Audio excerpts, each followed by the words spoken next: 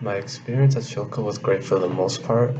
The beginning was a little bit rocky, but after a few weeks of getting to know everyone, it went much smoother. Um, the way I got the internship was that I came in for a stage on one weekend, and the chef was looking for people to work on the line because they were short staffed because one of the line cooks were leaving, and he desperately needed someone to fill in the spot. And he saw the way I worked and during my stage, and was he gave me the position, he gave me the offer, and I took it. But he was hesitant at first um, because he knew that I didn't have much experience, and I was just finished with my courses at school. So he took a risk with me, but he said that it was well worth it after the end of the whole internship. So after I got offered the job, I came in 2 weekends before the internship actually started so that I can be trained by the line cook that was leaving. And he told me that he was going to train me really well so that when I come in and once she leaves, I'll be able to take over the station completely myself. And that is what eventually happened. Once that line cook left, I was in charge of the station and everything went well. A few issues I had were with the morning cook, though. We had trouble communicating with each other on the amount of prep and ingredients we needed for the line, and it caused me to have some trouble to get through service during the night because I would run out of ingredients in the middle of service, or I'll be missing something, and that caused a lot of problems when we were really busy because I couldn't have time to run or prep on the line. But a typical day would be coming in at 1:30, prep for 30 to 40 minutes, and the morning cook would leave at around 2 o'clock, and then I would still be responsible for finishing prepping ingredients for the station while service was still going on. But it would be slow enough that I'll still have time to run around and get all my ingredients and prep the whole station. And then from there, everything went fine for the few weeks.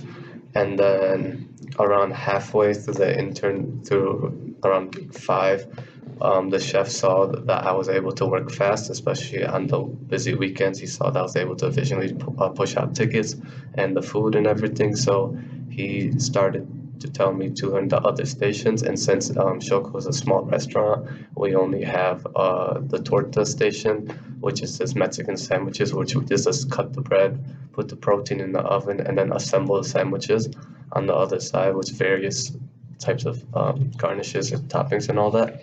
And then the other station would be the caldos and taco station. And caldos are Mexican soups.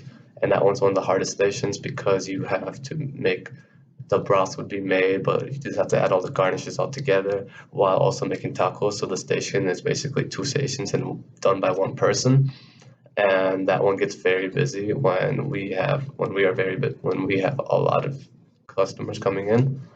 Um, However, I only learned those stations for a few days of the week when it was really slow on a Tuesday or on a Wednesday when it was really slow, and I was able to do it.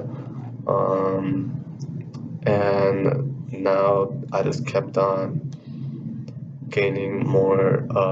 I've been gaining more confidence in the kitchen since when I came in, I was really just not. I wasn't able to really get along with the line cooks because I was too shy to get along with everyone.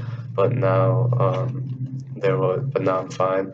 Another issue that arose in the beginning is that my chef was worried because everyone speaks Spanish, and I didn't mind that because I took it for 4 years and then I'm actually able to understand it a lot for the most part. So most of them just talk to me straight in Spanish. So I'm also learning Spanish while I was going through it. So that was really fun because it was something I didn't expect out of it. Um, and then that also gained their trust, and like they started just to talk to me more and more, and we've just been having conversations in Spanish, so that's fun. uh, Another cool experience is that I always get to see Rick Bayless walk around the restaurant to taste the line. He usually comes in normally twice a week when he isn't out filming or doing other types of events. And it just shows that he really cares about his food, or what's being produced, and all that. He also always gives us advice of what we need to do. When he sees something wrong on our station, he'll let us know. He's really nice about it, and it keeps us on top of our game. Overall, I plan on continuing and stay working at Shoko and hope to continue growing myself in the whole Rick Bayless and Frontera organization, as there's so many opportunities to go with all the other restaurants such as Topolobambo, Frontera, Ena Brava, even their bar Sotono, which is they serve fine dining food in a bar, which is really cool. Um, I hope to be able to ask to go transfer into one of those restaurants to get more experience and learn more cooking techniques and methods.